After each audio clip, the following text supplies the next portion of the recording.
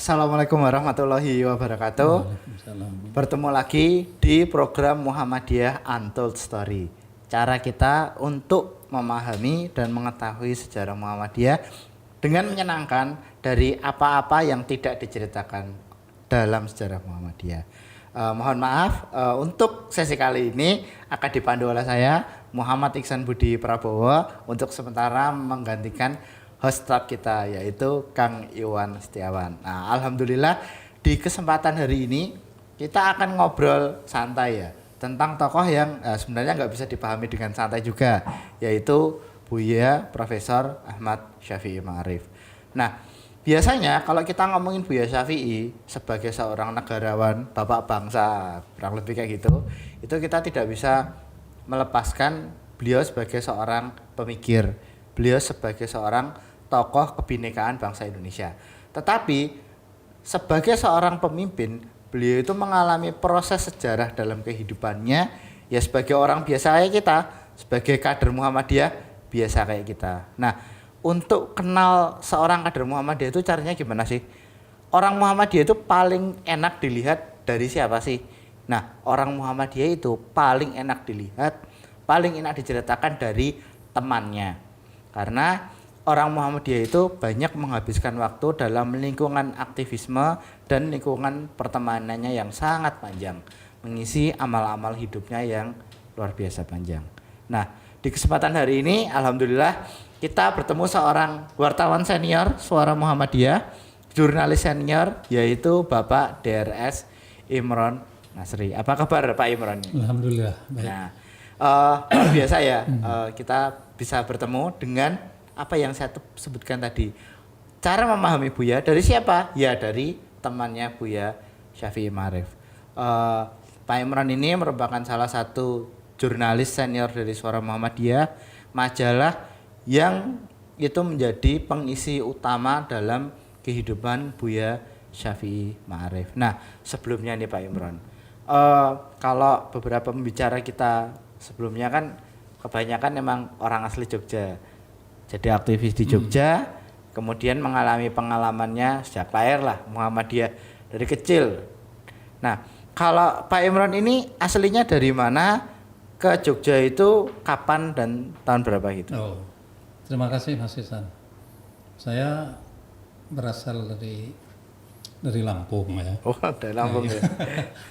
Terus masuk ke Jogja itu tahun 79. Tahun 79 Tahun 79 masuk Jogja untuk melanjutkan sekolah. oh, kuliah ya, Pak? Bukan SMA. SMA Karena justru. waktu itu kan di tempat saya Hmm. di Liwa, Lampung Barat ya. Itu belum ada SMA.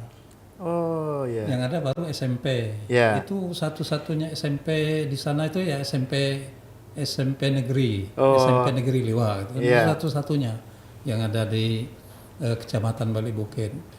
Jadi orang tamatan SMP itu kalau mau melanjutkan sekolah ya harus keluar Keluar dari situ. situ. Dan Pak Imron memilih di Jogja karena saudara-saudara itu banyak yang di Jogja. Oh, iya.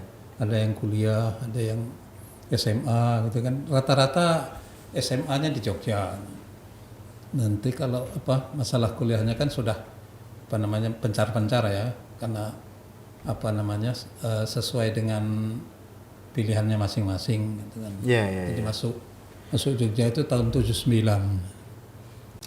Tahun 79 tamat SMA tahun 82. Tahun 82 menyelesaikan SMA. SMA-nya di mana dulu Pak Imron? SMA Negeri 3. SMA Negeri 3. Oh, berarti Fatman Abba ya sekarang ya. Oh ya, luar biasa kalau kita lihat ya.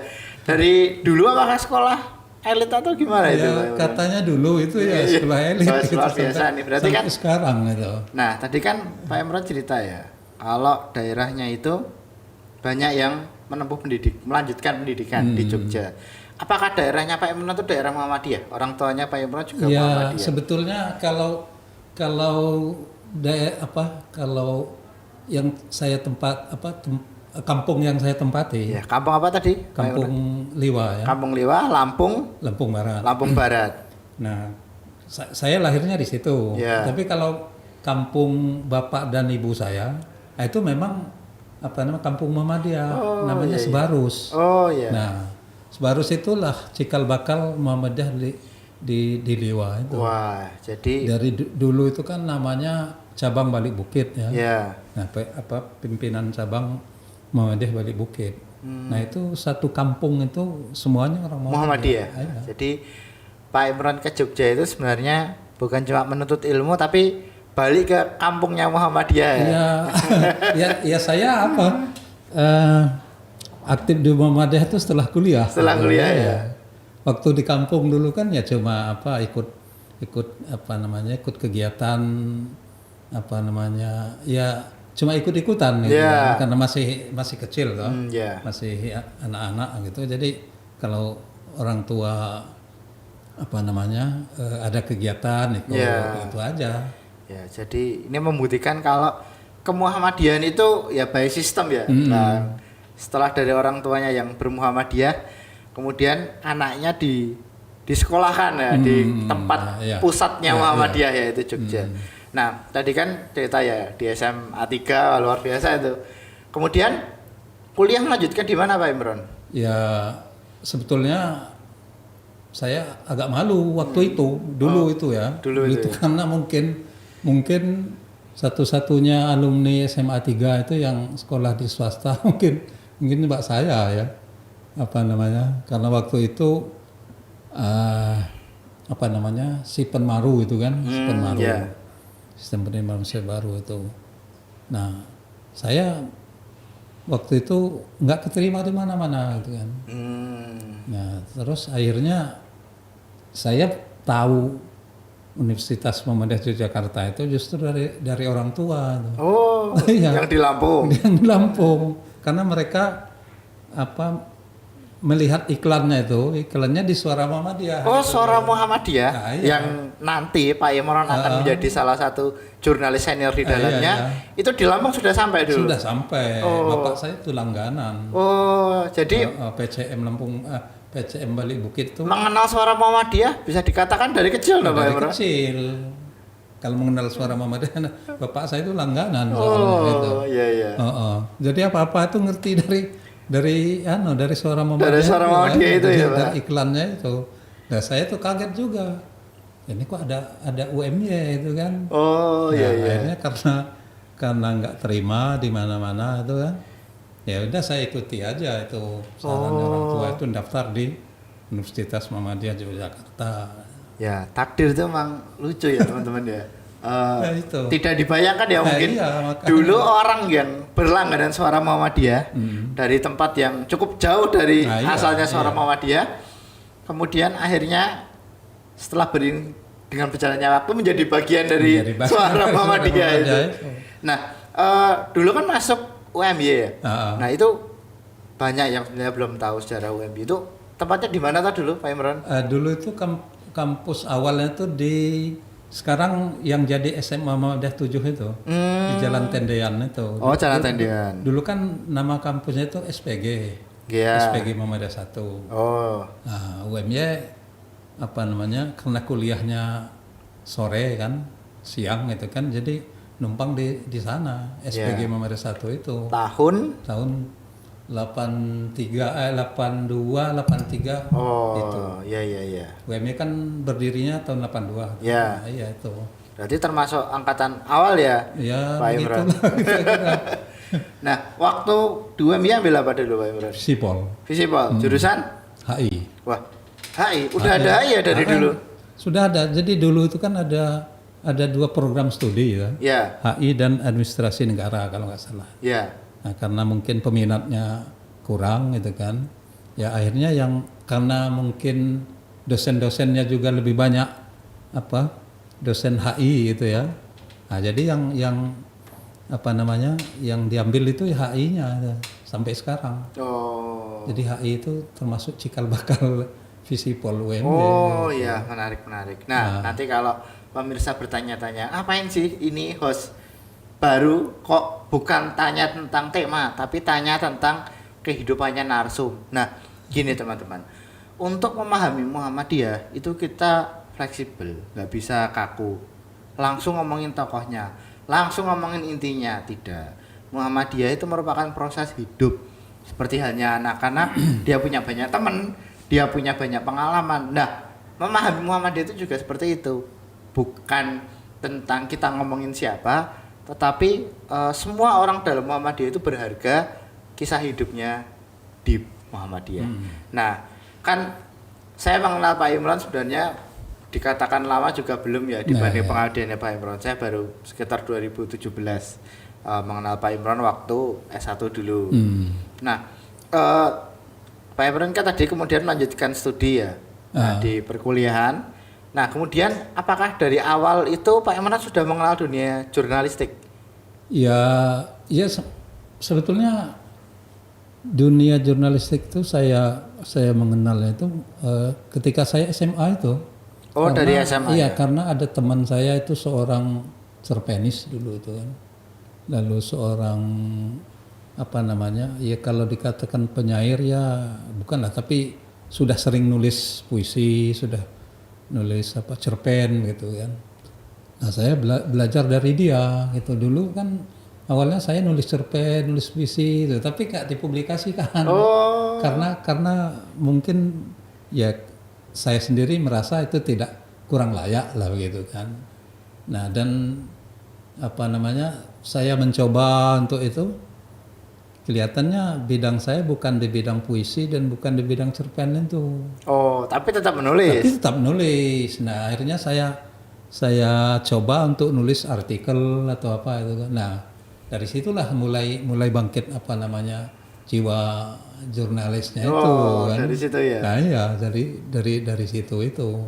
Akhirnya sampai masuk ke Suara Muhammadiyah itu. Nah, tahun berapa itu Pak Imron mulai masuk Suara Muhammadiyah?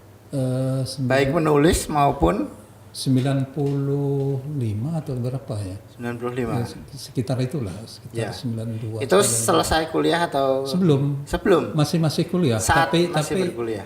Tapi di akhir tinggal nunggu ujian negara dulu itu. Oh iya. Buat ujian perkuliahannya. Nah itu iya, dulu kan pakai ujian negara itu. Oh beda ya. Nah, iya beda. Sekarang. Kalau sekarang kan gitu lulus gitu. Ya, dulu enggak pakai ujian negara. Oh, nah kalau kita berbicara tentang Buya Syafi'i Ma'arif, itu kita tidak boleh melepaskan sosok beliau sebagai seorang jurnalis, penulis, dan tidak banyak tokoh-tokoh selepas kemerdekaan yang membentuk intelektualismenya melalui dunia persurat kabaran, majalah atau apa. Khususnya benar-benar menjadi pelaku, tidak hanya menjadi kontributor atau kolomis. Nah, di tahun 95 ya tadi Pak Imron? Ya sekitar 95. Apakah itu menjadi tahun-tahun awal Pak Imron bertemu dengan Buya Syafi'i? Ya kalau mendengar namanya itu sudah sering begitu kan. Ya, dari kapan itu? Tapi mulai ketemunya itu setelah 95 ke atas gitu ya. Ya. Karena dulu kan di UMY sering ngadakan seminar, sering ngadakan diskusi macam-macam gitu kan. Nah, Buya selaku direktur LPPI dulu itu. Apa itu LPPI?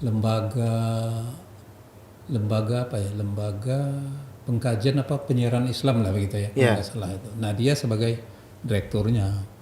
Nah, ketika ada seminar macam-macam mengundang beberapa narasumber yang beken-beken itu ya. Yeah. Nah, di situ kita mulai akrab dengan tapi hanya baru sebatas ini aja, baru sebatas kenal gitu aja kan. Yeah. Kena ikut-ikut. Nah, setelah beliau mulai aktif di Suara Muhammadiyah itu baru agak kenal lebih dalam dekat, ya. lebih dalam begitu kan. Nah, sebelum itu ya cuma sekedar ini aja, sekedar ketemu, kemudian bersama-sama di dalam seminar apa begitu. Ya. Kalau sekitar tahun 1995 itu kan Buya Syafi'i sudah menjabat sebagai pimpinan Muhammadiyah ya? Belum. Kalau nggak salah belum. Oh iya. Sudah masuk tapi belum di pimpinan kalau belum di pimpinan. Nah, kalau seingat Pak Imron yang dikenal, Pak Imran kan waktu 95 itu posisinya sebagai orang yang baru ya di Suara Muhammadiyah. Iya, Ya. iya. Nah, melihat Buya itu seperti apa? Tapi karena kan sekarang kita susah ya melihat orang bekerja di surat kabar, namun dia juga memiliki bidang pekerjaan di luar itu dengan kesibukan Iya, iya. beliau yang luar biasa masih bisa turut mengelola Surat Muhammadiyah yang terbit 2 minggu sekali. Bagaimana Pak Imran melihat Buya di tahun-tahun itu? Sebelumnya Buya itu sudah bekerja di Suara Muhammadiyah.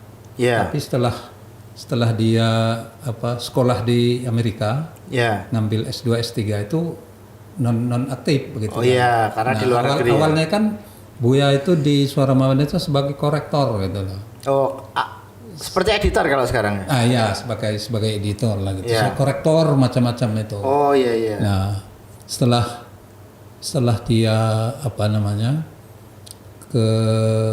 setelah selesai kuliahnya di luar negeri, dia kembali lagi ke Indonesia, ya. Iya. Nah, saat itu dia cuma ngirim tulisan macam-macam. penulis ya? Menulis gitu. Belum masuk ke jajaran pimpinan gitu. Ya. Nah, setelah itu baru dia mulai aktif lagi setelah dia kembali ke Indonesia itu. Oh, kemudian aktif di Suara Muhammadiyah dan keaktifannya itu ya bukan aktif dalam pengertian aktif betul begitu, tapi kadang-kadang datang karena waktu itu kan Suara Muhammadiyah kantornya di depan PKU kan. Oh, di sebelah mana Pak? Nah, kalau teman-teman sekarang kan? Sebelah selatan itu lampu merah itu loh. Oh, lampu merah pertigaan PKU itu. Ya, kalau sekarang kan kita Sebelah membayangkan selatan. Suara Muhammadiyah itu kan selalu di gedung yang baru itu. Yang gede itu ya Pak Imran, yang ada tokonya itu. Iya, iya. Tapi kalau dulu itu di selatan jalan. Selatan jalan. Oh. Pas lampu merah itu pertigaan PKU itu. Oh, lebih sederhana ya dulu Lebih ya. sederhana, masih ya kadang-kadang kalau kita menerima tamu itu satu ruangan dengan redaksi dengan yang lain-lain. Oh, itu. di situ ya. Di selatan jalan di juga selatan ya. jalan itu. Pertigaan itu ya udah ya. Pertigaan lampu merah PKU itu. Ya. Nah, Kemudian di awal-awal itu aktivitas Buya saat datang tuh Ya, biasanya ngapain? karena dulu kan masih masih sibuk di di kampus dia ya. Ya. Nah, masih sibuk di kampus, kemudian masih ya katakanlah sebagai dosen yang baru datang dari luar negeri itu kan Ya, biasanya pasti banyak kesibukan ya. banyak kesibukan, banyak apa-apa. Jadi dia agak jarang ke Suara Muhammadiyah kan. Nah, setelah dia tidak sebagai ketua PP Muhammadiyah dan dia sudah pensiun dari kampusnya itu. Nah, dia baru mulai aktif mulai aktif kembali di Suara Muhammadiyah gitu. Sekitar tahun berapa itu Pak Imran? Sekitar tahun 2000-an lah apa. Oh, justru setelah itu tuh Buya kembali aktif ya? Kembali aktif di Suara Muhammadiyah gitu. Nah, dulu kan waktu kita masih ngantor di sana kan karena tidak ada tempat parkir kan. Oh iya iya. Kan? Tempatnya juga di pinggir jalan yang yang rame begitu. Yeah. Jadi mau parkir itu susah gitu. Iya. Nah, jadi dia kalau misalnya ke Suara Muhammadiyah itu parkirnya di PKU. Wah, jauh ya. Ya, terus nyebrang ke kantor itu. Nah, kadang-kadang juga pas dia check up ya. Oh, medical check up ya. Medical check up di PKU. Ya. Nah, sambil nunggu hasil lab atau apa itu dia mampir dulu ke Suara Muhammadiyah. Nah, setelah itu baru kembali lagi ke PKU gitu. Nah, begitu. Kalau yang Pak Imran amati ya, Buya itu kan kita tahu ya, selepas beliau menjadi ketua pimpinan pusat Muhammadiyah, posisi beliau di kenegaraan kan makin menguat ya.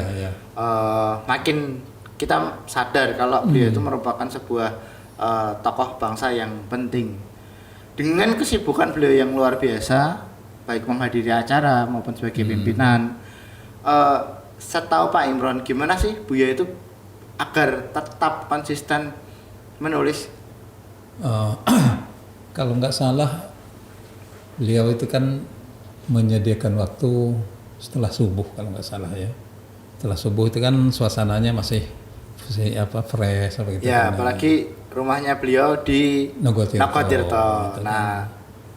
Nah, dia menulis pada saat-saat itu, saat-saat selesai subuh, setelah itu mengkhususkan diri untuk mungkin ini menulis bisa dari berbagai jadi tips macam buat kita juga ya. Iya. Mengkhususkan diri untuk menulis.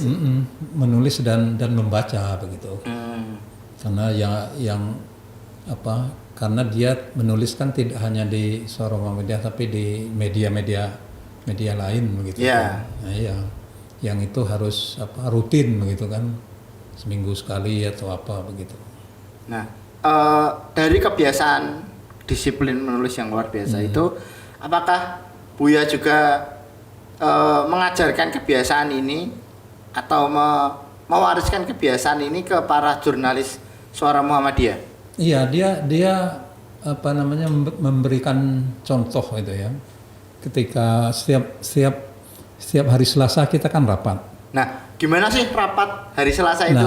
Saya banyak mendengar cerita dari Pak Mustafa B. Hashim, Pak Isngadi, dan banyak jurnalis senior di Suara Muhammadiyah. Rapat hari Selasa itu sepertinya cukup memorable. Itu seperti apa, Pak Imron? Ya, rapat hari Selasa di Suara Muhammadiyah itu kan di samping membicarakan sajian utama yang akan datang apa gitu kan. Nah, itu biasanya kita diskusi agak panjang itu di sana. Nah, tapi di samping diskusi agak panjang itu kan ada hal-hal lain yang dibicarakan, kemudian ya pokoknya hal-hal yang berkaitan dengan keredaksian begitu. Nah, di hari Selasa itu setelah pindah ke gedung yang baru itu. Ya, agak lebih ke barat ya. Barat di samping PP Muhammadiyah itu kan. Nah, persis di samping. Sekarang namanya Geraha Suara Muhammadiyah. Nah, setelah di sana itulah Buya itu malah semakin aktif karena tempat parkirnya luas ya. Kan, ya. Kemudian juga suasananya nggak susuan, nggak apa begitu kan. Oh, nah, iya. Dari sana dia mulai aktif, mulai betul-betul aktif begitu. Semakin aktif. Justru gitu. Dapat kita sedikit tarik kesimpulan ya. Justru semakin aktifnya Buya di Suara Muhammadiyah itu di masa senja beliau yang sudah cukup sepuh ya. Ya, setelah dia tidak jadi ketua PP Muhammadiyah lagi, kemudian setelah dia pensiun dari kampusnya, kan dia kan mungkin punya agak waktu banyak, waktu banyak. Jadi waktu-waktunya itu dia pergunakan sebaik-baiknya sehingga hari Selasa itu dia nggak bisa diganggu gitu loh. Pasti ke Suara Muhammadiyah dan di hari itu juga dia sering menerima tamu gitu. Di situ di Suara Muhammadiyah itu karena ada ruangan khusus gitu ya. Ruangan khusus yang ruangan khusus untuk dia begitu di sana. Nah, jadi di hari Selasa itu setelah rapat itu banyak sekali menemui tamu-tamu. Nah, dari berbagai macam. Apa yang berkesan dari pertemuan hari Selasa ini, Pak Imron? Yang pertama itu masalah kita kan sering molor gitu kan kalau misalnya rapat jam 10 ya jam setengah 11 baru apa, tapi kalau Buya itu tepat waktu gitu. Pasti, loh ya itu yang kita kadang-kadang kita nggak enak sendiri gitu loh, kita datangnya agak terlambat apa gimana gitu kan. Nah, tahu-tahu Buya sudah di ruangan gitu kan. Nah, itu yang membuat kita itu terpacu gitu ya. Jadi terpacu ya nggak enak lah, masa Buya datang duluan kita belum apa-apa begitu kan. Nah, itu. Monggo minum dulu Pak Imron. Saya bisa silakan diminum dulu.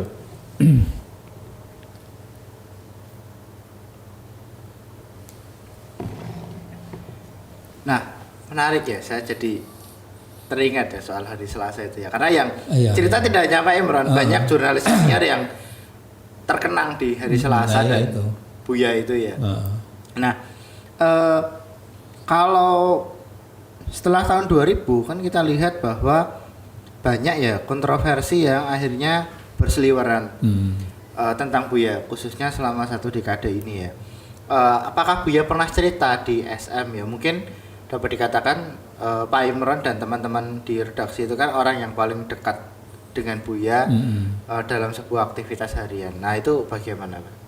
Ya setelah ini ya, setelah seringkali setelah rapat itu ya, setelah rapat selesai kita banyak cerita yang beliau sampaikan seolah-olah dia itu curhat gitu ya. Yeah. Nah kalau curhatnya ya pas hari Selasa itu dia banyak cerita tentang ya macam-macam itu, ada pejabat yang inilah, pejabat yang itulah begitu kan.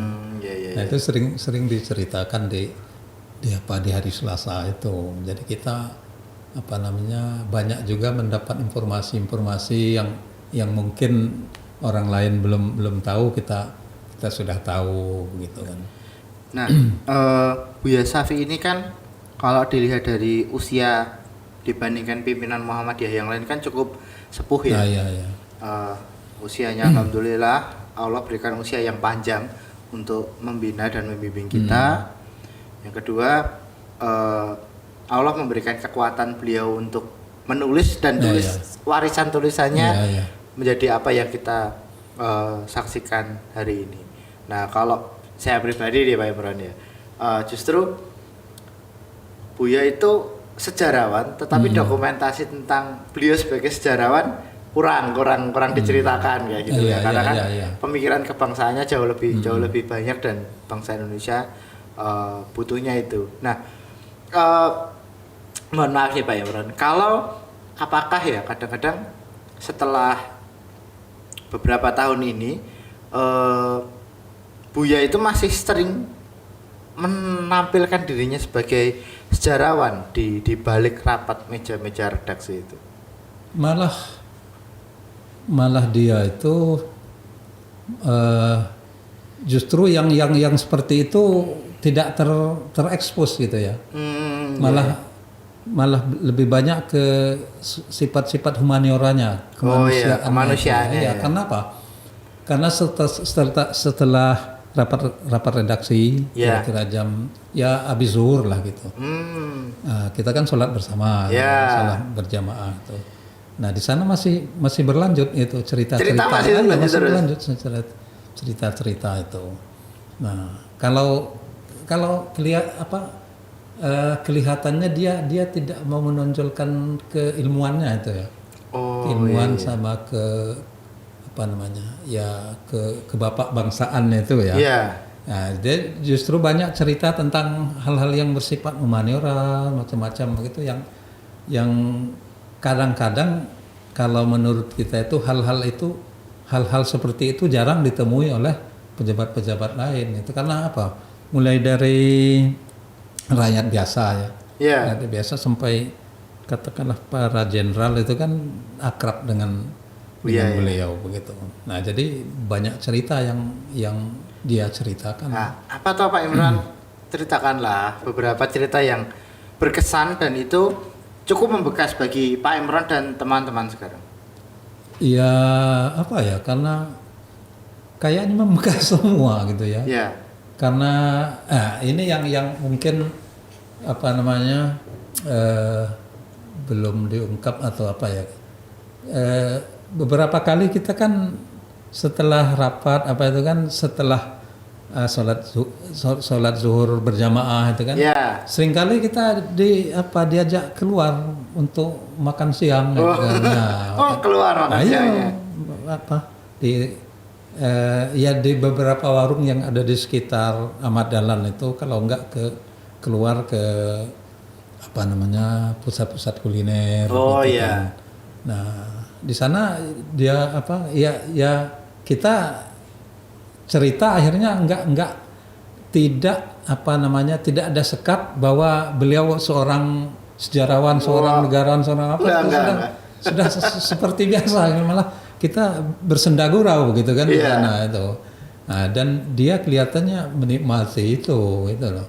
Jadi ya memang di masa senjanya ini memang Mm-mm. Buya benar-benar ya bahagia Iya, ya. kelihatannya begitu.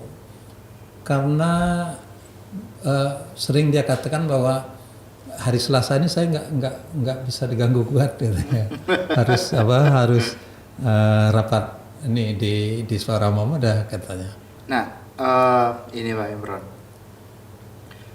Banyak yang mengamati di angkatan saya ya, di anak-anak yang bolehlah dikatakan masih muda. Buya ini kan sebenarnya tokoh sepuh.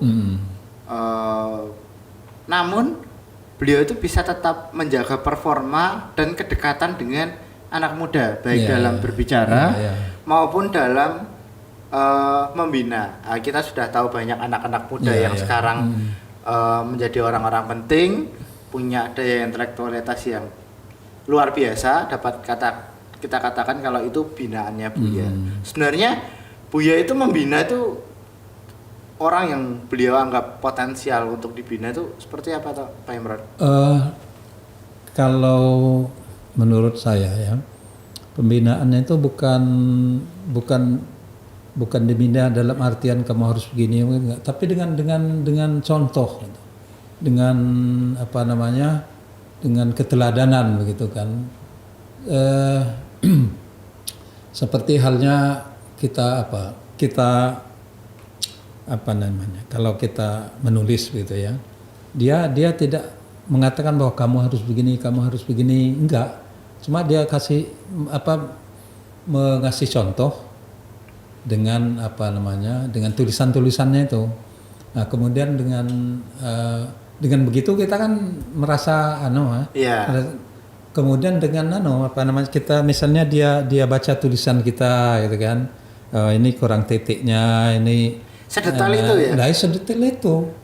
Ini kurang komanya, begitu. Titiknya seharusnya tidak di sini, katanya. Ya cuma begitu itu. Sampai kan? itu sampai sedetail Iya, itu sampai ya? sedetail itu. Apa dia memberikan contoh. Jadi kita kan terpacu gitu kan. Bagaimana menulis yang baik itu kan. Bagaimana membuat sesuatu yang baik itu menjadi lebih bagus, bagaimana gitu. Jadi dia tidak memberikan contoh yang nyeleneh lah, katakan begitu, tapi dengan sikap gitu loh. Dengan sikap dengan tindakannya itu. Ya, menarik. Nah, dari pembicaraan kita yang tidak terlalu panjang ini kan pengalaman Pak Imron baik mengenal dunia tulis menulis, kemudian di Suara Muhammadiyah, mengkader di Muhammadiyah. Nah, perlu diketahui juga teman-teman, Pak Imron ini merupakan salah satu senior di pimpinan wilayah Muhammadiyah DIY juga. Majelis Tabligh. Majelis Tabligh dari tahun 95 atau 95 ya. Nah, kalau orang-orang Jogja pasti tidak asing dengan buletin ya. Oh ya. Buletin Risalah Jumat. Nah, itu tidak lepas dari Pak Imron dan Majelis Tablighnya juga itu. Nah, itu udah luar biasa itu. Nah, dari pengalaman yang panjang ini Pak Imron, apa sih yang ingin Pak Imron sampaikan sebagai kawan dan juga sebagai orang yang bekerja bersama Buya, belajar bersama Buya hingga sekarang setelah beliau tiada pun menjadi bapak bangsa yang selalu kita ingat. Nah, mungkin ada statement yang menyimpulkan seperti itu. Ya, terutama masalah saya itu kadang-kadang merasa cemburu apa gimana begitu ya. Karena yang pertama tentang kedisiplinan beliau itu kan. Nah, kalau ada pertemuan jam 10 misalnya ya tepat jam 10 gitu kan. Nah, kadang-kadang kita kan sering menyepelekan hal-hal seperti itu. Kemudian yang berikutnya adalah dia itu tidak membedakan gitu. Dia tidak membedakan bahwa si A ini si A ini kelasnya menengah atau di bawah atau di atas, enggak gitu. Semuanya sama, bisa menempatkan diri gitu. Sebagai contoh ada salah satu karyawan di Suara Muhammadiyah itu yang satu angkatan dengan beliau. Dengan Buya Syafi'i itu kan. Sampai akhir-akhir masih akrab gitu kan. masih akrab, masih masih bertegur sapa begitu kan. Nah itu dia tidak membedakan bahwa si A si B itu harus karena si A itu golongannya ini gitu kan, terus si B itu golongannya ini. Nah dia tidak membedakan itu, makanya hampir dikatakan dia itu kan dalam tanda kutip kan tidak ada musuh kan. Oh iya. Ya itu tidak ada musuh, tidak ada lawan katakanlah kayak ya, lawan politik atau begitu kan. Semuanya jadi baik teman saat itu. memimpin Muhammadiyah Nah, iya. maupun saat beliau menjadi tokoh bangsa itu kan tidak ada musuh dia. Di mana-mana dia diterima, di mana-mana dia menjadi kawan. Nah, sehingga coba kita bayangkan, ada nggak tokoh kita yang waktu meninggalnya itu dari agama lain datang? Ya, dan banyak ya, gitu luar biasa. Nah, itu, luar biasa pengalaman luar biasa juga nah, waktu itu. Kita bersama-sama menyolatkan di Masjid di Agung itu. Masjid gede itu kan. Ya. Nah, kan ada dari tokoh Buddha datang, tokoh Hindu datang, tokoh Kristen juga datang gitu kan. Untuk katakanlah kalau bahasa kitanya mendoakan atau apa itu kan. Waktu beliau meninggal itu menunjukkan bahwa dia bisa diterima di kalangan siapa saja tuh, dan di kalangan mana saja. Nah, dan semuanya mengakui bahwa kesederhanaan dan kesederhanaan dan anunya Buya itu memang ada gitu loh. Nah, jadi dia tidak membedakan si A si B begitu kan, semuanya sesuai dengan porsinya masing-masing begitu kan. Ya, luar biasa sekali. Ternyata memahami dan mengingat Buya Syafi'i Ma'arif tidak hanya dapat kita temukan dari buku-buku tebal, memorial beliau, atau tidak hanya dari ribuan tulisan beliau yang menjadi berkas-berkas yang membangun bangsa ini, namun juga dari hal-hal sederhana, dari bagaimana beliau disiplin, bagaimana beliau itu berteman, dan bagaimana hari Selasa itu sangat berarti bagi Buya Syafi'i Ma'arif. Ya, terima kasih teman-teman Muhammadiyah Untold Story. Jangan lupa saksikan tayangan Muhammadiyah Untold Story ini di YouTube TV-mu Jogja setiap hari Sabtu. Semoga kita bertemu di lain kesempatan. Kurang lebihnya mohon maaf. Billahi sabil haq, fastabiqul khairat. Wassalamualaikum warahmatullahi wabarakatuh.